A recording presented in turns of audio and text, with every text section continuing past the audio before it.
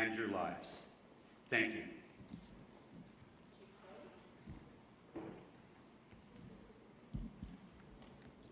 Good morning, everyone. Kristen Crowley, Los Angeles City Fire Department Fire Chief. I'll just start off with just a moment to share with everybody out there that's been impacted by these wildland fires that the entire LAFD family, sworn and civilian, our city family, Mayor Bass, city leadership, everybody, our thoughts and hearts and prayers go out to you as we continue to push forward and mitigate this emergency. We understand the impacts, and we're working and will continue to work very, very, very hard for everyone. Another point I want to make is that also we are so very grateful for the firefighters and the first responders that have already arrived and continue to arrive in the Southern California region. We absolutely know that we cannot do this on our own, and we are tremendously appreciative of all of your continued support. As the increasing wind event is upon us as we speak, the Los Angeles City Fire Department has maximized our resource capabilities and response capabilities. All available LAFD resources have been staffed. I have strategically pre-positioned engine strike teams and task forces which are dedicated to rapid response for any new fire that breaks out in the city. In addition, I've directed the Fire Prevention Bureau to augment wildfire patrols in high hazard areas. The Palisades fire, your LAFD remains committed to this fire, and we have a significant number of engines that have been dedicated to this fire. The crews that are involved, we have crews from up and down the state, outside of the state, have made excellent work overnight, mopping up flare-ups and hotspots. Their primary focus last night was on the Mandeville Canyon area, and this fire is now at 23,713 acres with 14% containment, with 5,123 personnel assigned to the Palisades incident. Firefighters will continue to work diligently throughout the day to increase containment and prevent further fire spread. Again, I want to focus my comments on the amount of resources that are here in the Palisades, from the first responders all the way up to our incident command teams. Again, we're going to keep working really, really hard for you. Just a brief comment on the Hearst fire. It's been held to 799 acres with 95% containment. Again, thank you to the community members that are out there for remaining vigilant. We're not in the clear. I want to make sure of that. We are not in the clear as of yet, and we must not let our guard down. As we have right now extreme fire behavior, and we need to make sure that the community is staying updated with the most information, updated information as well. Follow all evacuation warnings and orders without delay. And please stay safe. I would now like to introduce our next speaker, and that is Sheriff Luna. Thank you. Robert Luna, Sheriff of Los Angeles County. Regarding our deployment, we still have well over 1,000 of our Los Angeles County deputies out there working on 12-hour shifts. We have 172 California Highway Patrol officers. I'd like to thank the commissioner who was with me yesterday, Sean DeRee, for all of his assistance. I also want to thank Major General Beavers. I was with him as well, and he has fortunately been able to increase the amount of National Guard assistance that he is giving us to up to 600. And he told me yesterday if we need more, we can ask for more, and we are strategically looking at that, analyzing it, and will ask as needed. Evacuations, we have approximately, and this is some good news because it's dropped, we have over 92,000 people who are under evacuation orders and approximately 89,000 people who are under evacuation warnings. I want our community to know this, and Chief Maroney did talk about this for a second. In every conversation we're having about evacuations, warnings, whether they're going to implement them or take them away, the conversation about repopulation is on all of our minds. I know that we are attending, staff's attending community meetings, whether they be out in the Palisades Fire area in Malibu for us at LA County Sheriff's, in the Altadena area. We are hearing our community loud and clear, and we want to get you in there as soon as possible. But I want to reiterate what is holding us up. This is very important. We are still, for the Altadena area, we are in the 3rd day of grid searching. It is a very grim task, and we, unfortunately, every day we're doing this, we're running across the remains of individual community members. That is not easy work, very sad to report, and I believe that work is not only going to continue, but I believe will continue to find remains. So please be patient with us. People are saying, I just want to go look at my house and I want to see what's left. We know that, but we have people literally looking for the remains of your neighbors. Please be patient with us. There's a lot of hazards in the area still. The area has not been rendered safe. Please be patient with us. And then we have the potential of crime scenes. And I'm not saying that's what it is. I'm just saying we have to think ahead because we can't go back from that. So please be patient with us. The curfew is still in effect, 6 p.m. To 6 a.m. for specifically the mandatory evacuation areas in both the Palisades impacted area and the Eaton Fire impacted areas. Those are subject to change depending on need, one way or another. We understand, again, that people want to go back, but it is dangerous to do so, and we will not put anybody's safety at risk. I want to talk about arrest for the LA County Sheriff's area. Overnight, we had several other arrests. It brings it up to a total of 34 in our geographic area. We have 30 in the Eaton Fire area, and we have 4 in the Palisades area. Last night specifically, again, for LA County Sheriff's jurisdiction, we arrested 4. 2 were for curfew violations. 2 were arrested for 1 drone incident. To my knowledge, we have now had 2 specific drone incidents that have resulted in 3 arrests.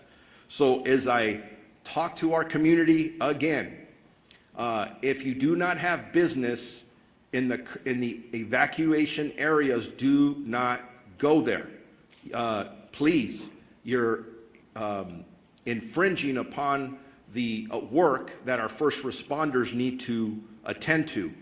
And I do want to say, when I talk about these arrests, I want to clarify not all of them are for burglary or looting or for curfew violations. But it is very important when I say stay out, we are arresting people who are not supposed to be there, who do not live there, who are in possession of narcotics. We've arrested several with guns. And yeah, I'm going to tell you something. If our deputies being very proactive in these areas, stopping people in a constitutional manner as always, making sure that they're supposed to be there and you have narcotics on you and you have a gun on you, in police work we call that a clue, something's wrong there. So that's why we're arresting people. Our search and rescue missions, through the 2 days, we have searched 1,874 properties. In regards to deaths, and again, I want to clarify, this is for the Los Angeles County area of responsibility. We have confirmed 21 deaths. Fortunately, I anticipate the number to go up. Missing persons, we are actively, have 23 active missing persons reported, 17 in the Eaton Fire area, 6 in the Malibu area. All of them are adults. Thank God there's no juveniles, but if you believe you have somebody who's missing, make sure you report that to us as soon as possible. For any updated information that anybody may have, questions, very important questions regarding evacuation orders or warnings or any road closures, please go to lacounty.gov/emergency for assistance. The American Red Cross is doing an amazing job. Please contact them. And again, for some of the negative things I talk about, there are some amazing stories of community members coming forward to donate items. It's very inspiring. For donations, go to Emergency Network Los Angeles. And now it's my pleasure to introduce Assistant Chief Dominic Choi from the Los Angeles Police Department. Okay, good morning. I want to start by just assuring everybody that our primary focus still remains the safety and well-being of our residents. These fires have caused significant disruptions, but we are working tirelessly with our partners to protect lives, property, and secure critical infrastructure. So as of this morning, LAPD has in the city 266 officers deployed to the Palisades fire. We also have support from our National Guard partners who have deployed 200 soldiers assigned to the incident. We're very grateful for their support. We also have dedicated resources investigating our missing persons reported. So at this time, as of this morning, 6 a.m., we have a total of 26 people reported missing in the city of Los Angeles. 17 of those individuals have been located safely. 9 of the 9 remaining, 2 most likely were found in the fires deceased, but they haven't been positively identified by a coroner's office yet, so those are still waiting to be identified. 1 individual, we believe, is located safely in a shelter, but that person, we're waiting for confirmation on that. There are 6 that remain unaccounted for, and we're diligently trying to identify and locate these people. So in total, in the city of Los Angeles, since Tuesday when these fires occurred, we have 3 fatalities. Again, 2 were found in the fires, and 1 was a burn victim that was transported earlier this week to a hospital. That person later passed away. If you want to make a missing persons report, you can do so either in person or over the phone. You can call any one of our 21 geographic stations and make that report, or you can call our missing persons investigation unit directly. I'm going to give you the number. It's 213-996-1800 and select option 3. That telephone is manned 24 hours a day currently. As of this morning, the city of Los Angeles related to the fires has a total of 14 arrests, 3 for curfew, 1 for impersonating a firefighter, 1 for possession of burglary tools, 4 for burglary, 1 for DUI, 1 for felony vandalism, and 3 for shoplifting. As the sheriff just mentioned, it's not just for looting or burglary that you're going to jail or curfew. You don't belong in the area. You will be stopped and questioned, and whatever crime is being committed, you will be held accountable for that. So please stay away from these evacuation areas. Regarding escorts, we talked about this a little bit yesterday, but we tried to be compassionate and put together a team to escort residents to their homes to either retrieve small pets or their medication. But that line became exceedingly large, and it was causing more problems than solutions. We have halted this escort service for the safety of everyone involved. Currently, we don't have any timeline of when we're going to open up that service, if at all. So please be patient with us. We know you are waiting. If you are still waiting at any of these checkpoints to be let in or escorted, please do not wait there. You will not be let in or allowed to have an escort at this time.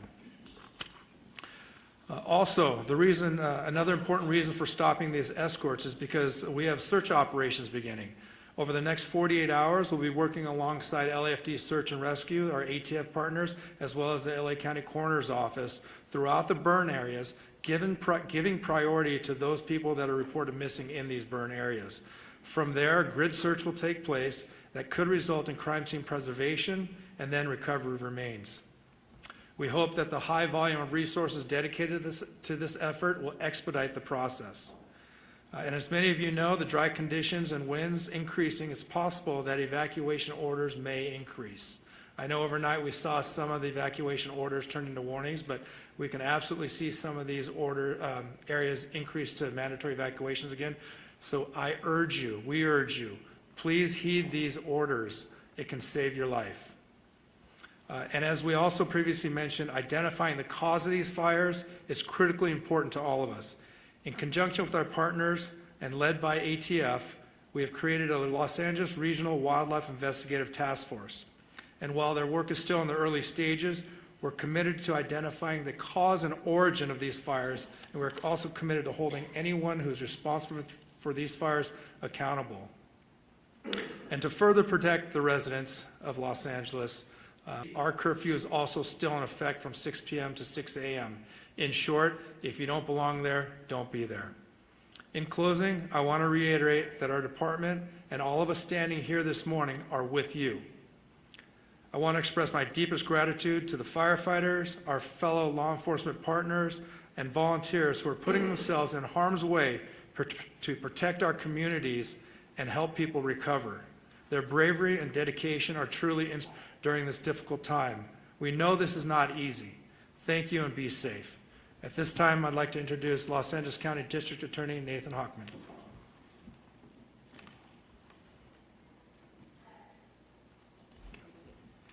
Thank you.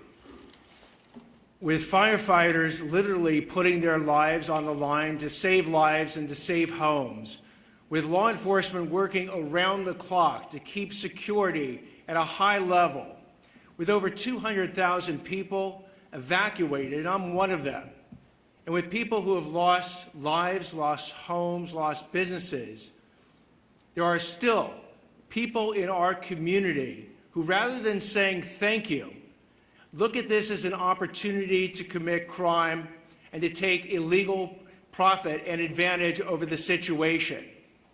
We've seen this come up, and you've heard law enforcement describe the arrests that have been made, whether those arrests are for looting, burglary, grand theft, whether those arrests are for arson, whether those arrests will eventually be for price gouging, because we have been seeing price gouging with hotels, people offering residences well above the 10% addition that they can charge. We've seen that with medical supplies, other types of supplies, price gouging going on. So the criminals have decided that this is an opportunity, and I'm here to tell you that this is not an opportunity. You will be arrested, you will be prosecuted, and you will be punished to the full extent of the law.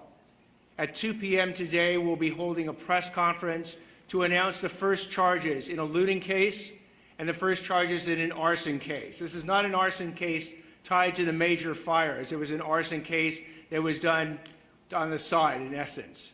You will hear that these people who've committed these crimes are facing very significant sentences.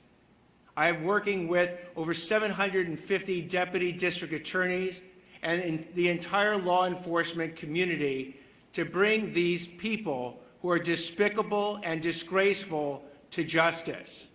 And we're not only going to see what's happening right now in connection with bringing stability to our community, whether it's, again, going after the looters, the arsonists, or the price gougers, but we're starting to see the criminals emerge who are going to go after the recovery efforts. These are people who are contacting people and pretending to be GoFundMe operations to help people who have suffered.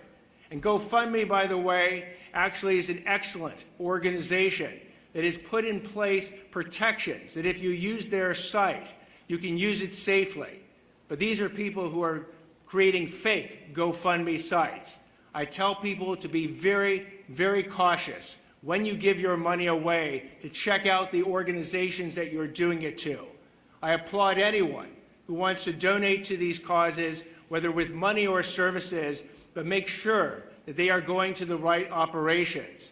Again, you can go to Emergency Network LA, that's enla.gov, or you can go to recovery.lacounty.gov to see the types of operations that you can have confidence in.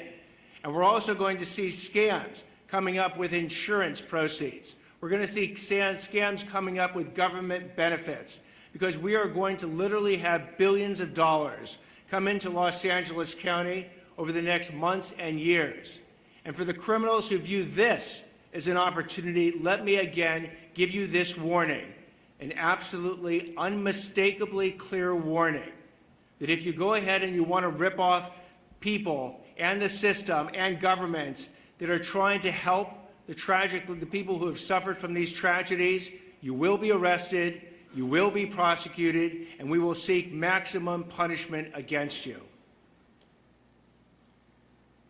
I hope that we'll have the opportunity to tell you at a later point that this warning has been heeded, that deterrence works.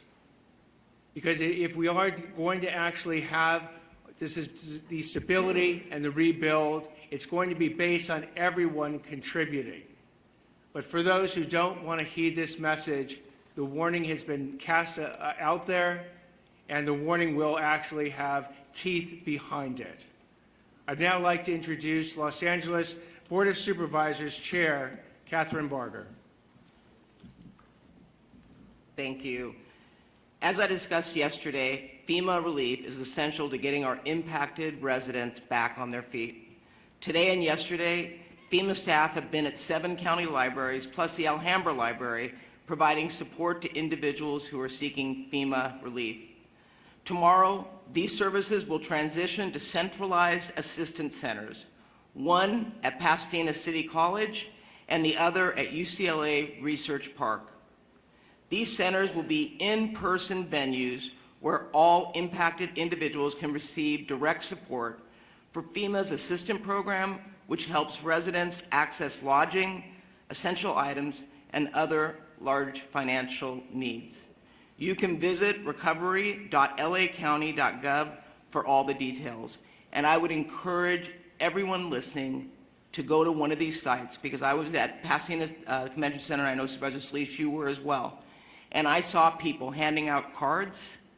I don't know who they are. I don't know who they represent. But people are looking for an opportunity. At these recovery centers, you will have legitimate government officials who are going to work with you to make sure you receive the benefits you deserve. I want to thank FEMA for their continued support for our impacted residents.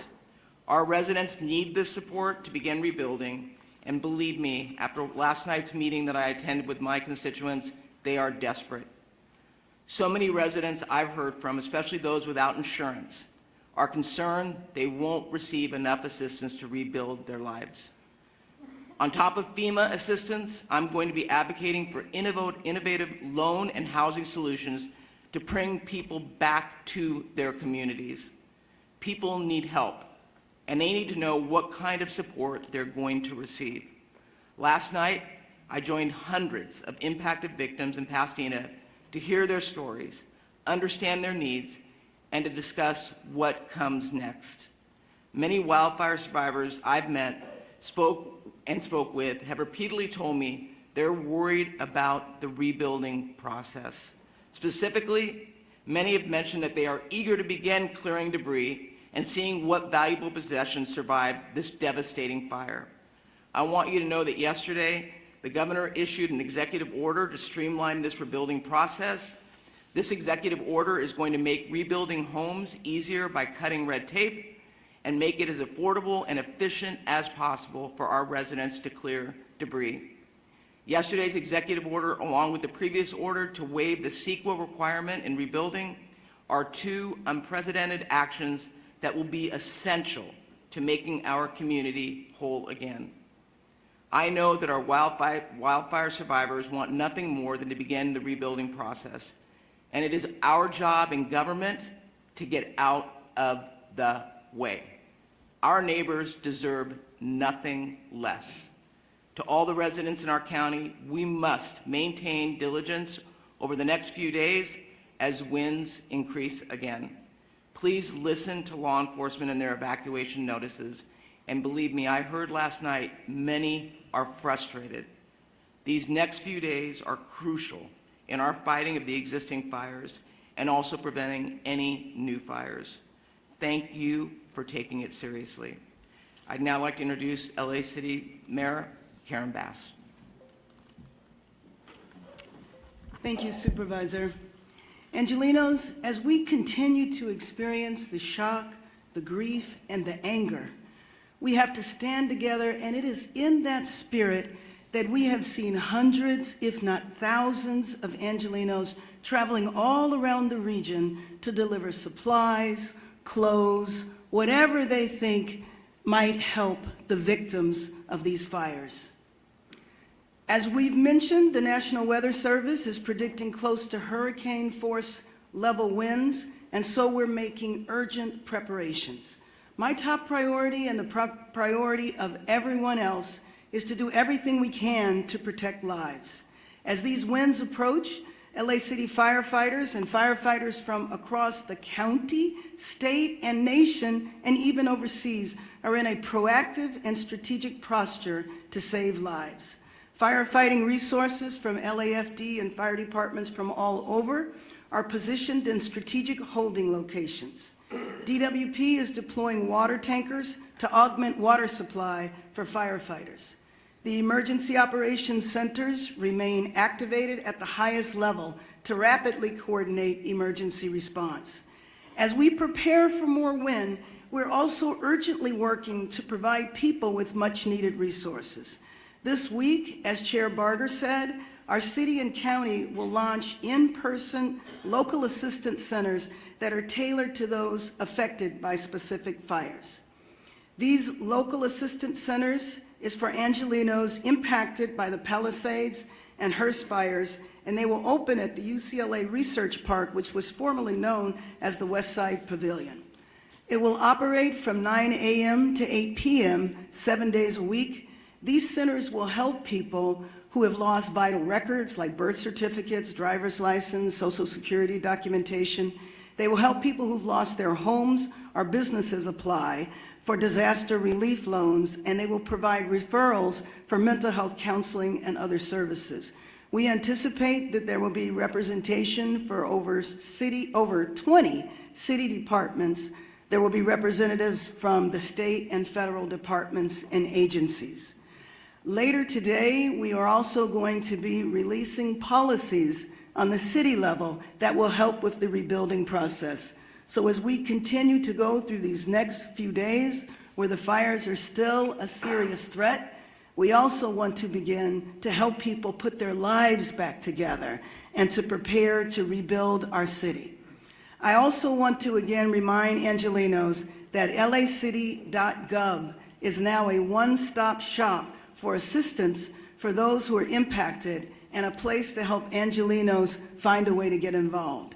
As the winds pick up, please stay safe. Please heed the call to evacuate should you receive that. And remember to heed all public safety guidance. Thank you. I'm Lindsay Horvath, Supervisor for the 3rd District of Los Angeles County.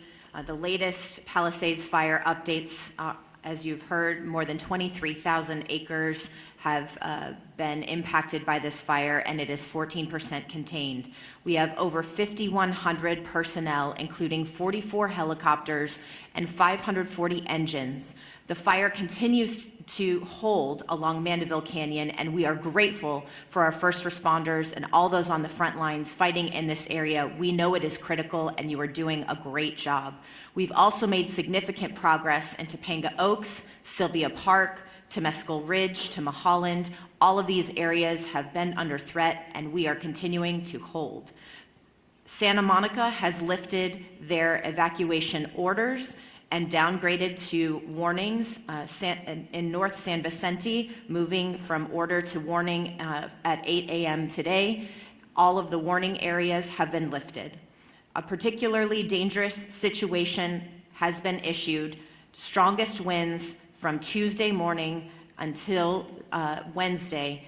We strongly encourage caution and vigilance. This is the weather prediction that the National Weather Service had going into last week's event. So these conditions are significant, they are serious, and we need you to follow all orders. All Santa Monica Malibu United School District schools will remain closed today. All Santa Monica campuses, except for Roosevelt Elementary, will be open.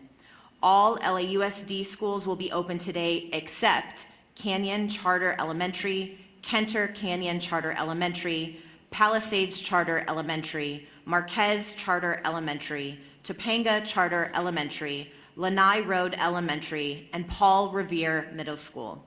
Our Department of Mental Health has resources for how to speak with our young people about wildfires at dmh.lacounty.gov. We need to support our children in this time and make sure they're able to talk about this tragedy. Our DMH helpline is 800-854-7771. Metro fares continue to be suspended for as long as conditions remain the same. We thank our chair of the Metro Board, Janice Hahn, and our CEO, Stephanie Wiggins, for their assistance. Palisades Post Office has been relocated to Rancho Park Post Office. Residents can pick up their mail at 11270 Exposition Boulevard on the first floor. Recovery.lacounty.gov has launched.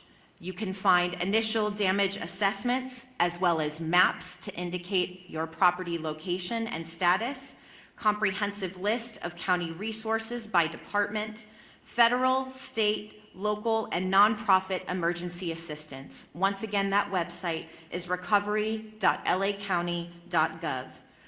Our Department of Economic Opportunities East LA Entrepreneur Center and America's Job Centers of California open today as well to support impacted workers as well as small businesses. As far as public health updates, the air quality smoke advisory continues through next week. Please wear N95 masks outdoors. Fine particulates are airborne even in areas not impacted by the fires. Especially children and older adults, especially those with serious health complications, are particularly at risk. LA County Department of Public Health is providing N95 masks at all evacuation shelters and to community-based organizations. When you are at home, please close your windows and doors, run the air conditioning or air purifiers if you have them, and check your filters regularly. In your car, close the windows and vents, turn your air conditioning on to recirculate. Do not, in any way, use leaf blowers or other actions that will push ash into the air. Follow all drinking water advisories. And due to ocean contamination, avoid the following beaches: Malibu Point at Surfrider Beach, Solstice Creek at Dan Blocker County Beach, and Inner Cabrillo Beach in San Pedro.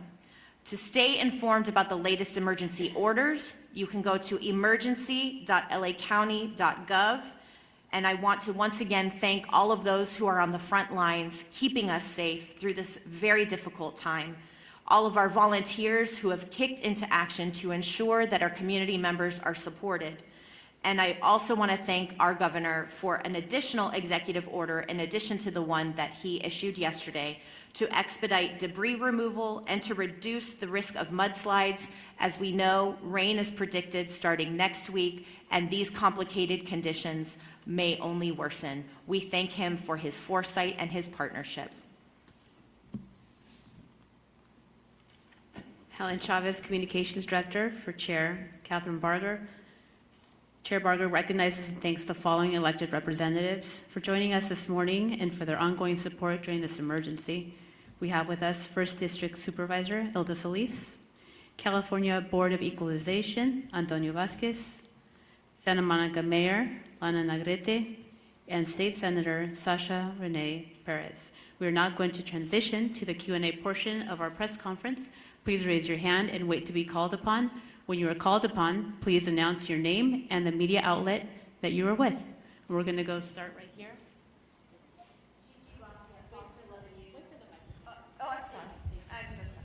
Okay. Gigi Garcia, Fox 11 News. I have a question about the fire, but I'm going to start with this question. Maybe I'll have a second chance. Assistant Chief Choi, to most families, if not all families who have pets, they are like family to them. Tomorrow will be 7 days that those pets that are inside the houses that survived may be without water and most likely without food, which would put that in an extremely critical condition that could lead to death if it hasn't already. Is there nothing that can be done for those folks that are telling us they are desperate, they just want to go in, get their pet, and go right out? They don't want to look at the house, they want to get their animals out. The fire broke out at 10:30 Tuesday morning. Many folks were at work already and have not been able to get back. Yes, I can tell you my comments were specific to escorting that resident or those residents back to their house to do such things.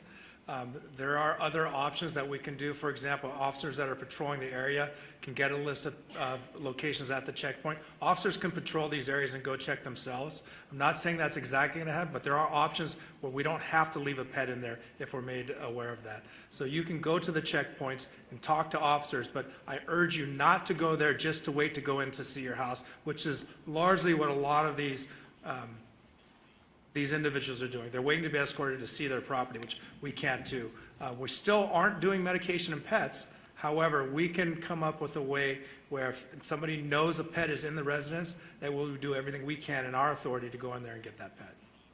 And then, Gigi, on that note, Pasadena Humane Society is actually going into the Altadena area that's under evacuation orders and feeding pets.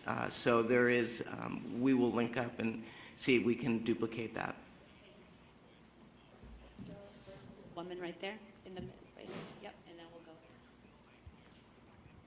Oh, you've got to hold on to great, sorry. Hello, Jane Secker, Sky News. A couple of questions. One to Fire Chief Maroney. More bad winds on the way.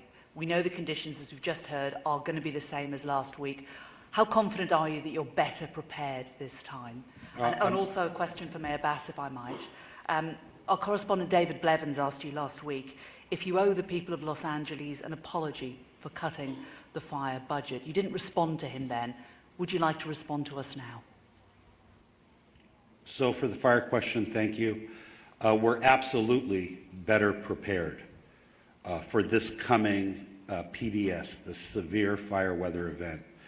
You've heard the statistics, number of personnel assigned to the incidents, over 5,000 firefighters assigned to the Palisades fire, over 3,000 firefighters assigned to the Eaton fire. The state, under the leadership of Governor Newsom, has set up a mobilization center in Banning where we have resources staged that can come into LA County to assist with a new fire start or the expansion of one of our existing fires. We also have numerous aircraft, local government aircraft, helicopters, we have water bombers, we have retardant fixed-wing aircraft from the state and federal government. We have military aircraft. So we've not only augmented the ground resources, but also the air resources. I think that we're very well prepared for the next event, but that's never going to be, we're never sure that we're going to be able to catch the next fire and keep it small. They said 70-mile-an-hour winds. It's going to be very difficult to contain that fire.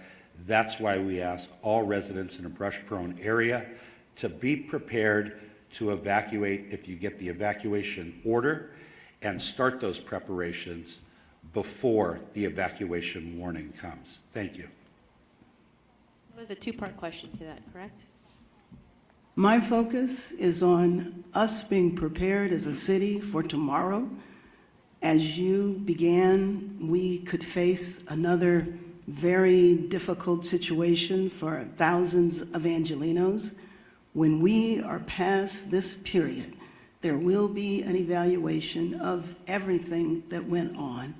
And at that point in time, we will see there is not agreement as to whether or not the budget was cut. All of those issues will be resolved when we are clear that Angelenos are safe and we are ready to rebuild our city. Thank you. Thank you. We're going to go right here in the middle. Next. Jonathan Bigliotti, CBS News, for Mayor Bass, please. Last week, many people were working and could not get back in time to properly evacuate. As we've discussed in this room, there were pet care issues, health care issues, child care issues. Now ahead of this latest event, you have businesses that are proactively closing, essentially treating this event like it was a hurricane or a blizzard. If they are taking those steps, why are you not implementing broader closures right now to keep your constituents safe? We are doing everything we can to keep Angelenos safe. If there is a need for closures, that will be done. But right now, we are in preparation for tomorrow. Thank you. Is this the data to treat this like it is a hurricane or a blizzard? Absolutely it is, which is why you see everybody here standing united, prepared and ready to address what, if hopefully we won't experience, but we are ready, we are prepared, and we will continue to do everything we can to keep Angelenos safe. Thank you. But now this is important because this is the fourth time we've had these dire warnings. Each previous time there has been loss. So this is a critical time to make those decisions. In hurricanes and blizzards, like I've discussed, people stay at home. Businesses are closed. People can then prepare to evacuate so there aren't pets left in their homes. There aren't children with daycare providers. They're scrambling. They scrambled last week. There are pets. So the question is, what are you doing to make sure that that doesn't happen today? Okay, we're moving on over here in the back right there. Hi, Morgan Windsor for ABC News. I have two questions. One for fire officials regarding the status of the investigation on the Eaton fire, and then a second for perhaps the district attorney on price gouging. The first question, I'm wondering if officials are honing in on the transmission towers owned by Edison in the area of the Eaton fire as a possible source of ignition. Yeah, thank you for your question. I'm going to turn that over to the LA County Sheriff. The cause of the fire is still under investigation. The sheriff might have an update for you. If it is arson and not the transmission tower, then that would be a crime. I'd like the sheriff to speak to that. Simple answer to that is yes. We're looking at everything. We have a team that is obviously focused on the response as we prepare for any event, and then the investigation, not only into the recovery of the remains and the issues surrounding that, but anything that would have caused any of the fires anywhere in our jurisdiction. I think the chief or the assistant chief from LA talked about a task force. We're on that as well. We're working together, and we expect to find answers. Okay, I saw a hand right here in the blue jacket. Hi, good morning. Lauren Coronado with NBC4 News. This is for Chief Crowley. You mentioned wildfire patrols in high-risk areas. Can you identify those high-risk areas? Sure. So, and that's that lean forward posture as we're looking to do everything in our power to ensure that we maximize our efforts with the resources that we have, which this whole patrol, we're utilizing fire inspectors. So with that, we're going to be patrolling, taking a proactive approach. Anywhere where there's any wildland risk is where we're going to be patrolling. It's just extra set of eyes, ears. We can also help the community with questions, and that's really important. The community also knows that the city, the fire department is leaning forward. We're utilizing the resources that we have. So to answer your question very specifically, it's anywhere where it's in the wildland area. That's where we're going to be putting our patrols out. Thank you. Thank you very much. I have one more question. Sorry, I should have asked right off the bat. For any fire official, I understand there's better air resources this time around, military equipped. With these high winds, I know a big issue is that they weren't able to be utilized because of the high winds. When we're talking military equipped, does that change things? Can you do those aerial attacks with these kind of aircraft? It's not going to change it. So we still have wind cutoff speeds for fixed-wing retardant tankers, water bombers, and helicopters. The helicopters that we have at LA County Fire are military helicopters. They're patterned after the Black Hawk. And still we do have wind cutoff speeds, not only for the safety of the helicopter, but what happens as the wind speeds increase, the effectiveness of the water drops or retardant drops is affected. And the minute that aerial firefighting resources are no longer efficient or effective or safe, we have to ground them. That's the unfortunate truth, but we do have a lot of people on the ground that can still fight the fire. You saw our firefighters, 100-mile-an-hour winds, Eaton Canyon, and Altadena that kept fighting the fire even in those strong winds. Thank you. Thank you. We're going to go over here, and then we'll go over here. Thank you. This is Dave Zonizer at the Los Angeles Times. I was wondering if you could go sort of fire by fire and tell you where you are on determining the origin? Are you guys looking at whether or not New Year's Eve fireworks might have been a trigger for the Palisades fire, with something then flaring up later? I know you mentioned the Eaton Canyon fire, but can you tell us, for example, is arson being viewed definitely as the cause of the Sunset fire? Could somebody just walk us through each of them? Yeah, I mean, I could talk about, so right now we have the task force that is robust, that is, they're identifying cause and origin for each of these separate fires. There's so many of them. None have been ruled out of arson. They're ongoing investigations, but also the Palisades fire specifically, since that's the one that's still rampant in the city of Los Angeles, there's been no definitive determination that it is arson at this point, but we're looking at every angle. Anything more specific? It's an ongoing investigation. If I could, I would. I don't have the answer for you. Understood. Thank you. And we're going to go right here. Hi, this is Kate Cagle from Spectrum News 1. I have two questions. One for Fire Chief Maroney. Is there a definite threshold for wind speed when those aerial drops have to stop? Like, is 70 miles an hour that threshold?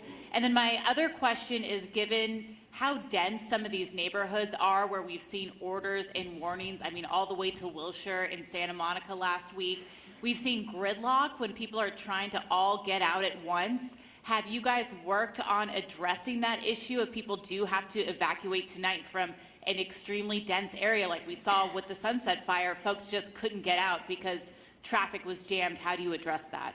Yeah, so to answer the first part of your question, there is a specific threshold. And I don't remember what that threshold is, although I used to work at air operations. 30 to 40 miles an hour is beginning, I believe, to be that threshold. I'll see if our CAL FIRE partner from the state of California remembers what that threshold is for helicopters and fixed-wing air tankers. Please say your name and your... Good morning, Jerry Magana, with CAL FIRE, representing the incident management team. So with the specific aircraft, they all have a different limitation. The problem is when you have sustained winds, over 40 miles an hour is the issue. The problem is the gusts. So the gusts peak and the aircraft limitations or capabilities are then limited based on approach and departures, as well as Chief mentioned, the drop accuracy. So each aircraft will have that limitation based on the manufacturer's recommendation, and then as far as the safety component, usually the limiting factor is gusts over 30 miles an hour, but the sustained winds, anything over 40, is pretty much going to ground most aircraft. So again, each one of those aircraft have those specific limitations, but as an overall general rule, safety rule, the gusts is what is the issue, and this is what the gusts that we've been having. Thank you. Can you restate, please, your name and spelling? Yes, Jerry Magana, Gerry. Last name is Magana, Magana, representing the CAL FIRE incident management teams. Thank you. Thank you so much. We have two last questions. There's a clarification over here. I'd like to answer the second part of the question regarding community congestion and people leaving all at once under the evacuation order. We really want residents in LA County to be prepared. If you don't have a wildfire evacuation plan for your family and your home, please make one today. Visit www.lacounty.gov/RSG. That stands for Ready, Set, Go. I would recommend, in an abundance of caution, if you get an alert on your telephone for an evacuation warning, leave then. Don't wait for the order, because we know from experience that if you wait for the order, you might get caught up in the congestion that you referenced. And please do not silence the emergency alerts on your telephone. If we send out an alert at 3 a.m. on Tuesday night or Wednesday morning, when you're sleeping, we want you to wake up and evacuate. We know we had some issues earlier but please do not turn off those wireless emergency alerts on your telephone. Accurate? Sorry, my question was that those alert issues have been resolved and people can rely that that's accurate now? Yes, I just think it's very important that Chief Maroney and I stand together and have the exact same message, which is the ready, set, go piece is ready, set, go. The community needs to also understand you don't have to wait for the order. Knowing what we know and what we saw, if you're in any of these particular areas, that lean forward posture, we keep talking about it. We saw the impacts, extreme impacts of the winds when what happened in Palisades. Our professional advice to anybody out there is to make sure you're ready, to make sure you have a plan. We talk about the pets, we talk about the medications, put your plan together, be ready, and you do not have to wait. You do not have to wait for the order. And I think it's really, really important that everybody hears what Chief Maroney and I are saying. And in fact, the rest of the region, the rest of the fire chiefs are saying the same thing. Thank you. Kevin, you were going to address the alert issues? Kevin McGowan, Director with the LA County Office of Emergency Management. In partnership with the state, we have the wireless emergency alert system ready to go with a state partnership. Thank you. And we are at time. We will have one-on-one interviews. If you have any unresolved or unanswered questions, please approach to the front and we will connect you to the appropriate speaker. Thank you for today.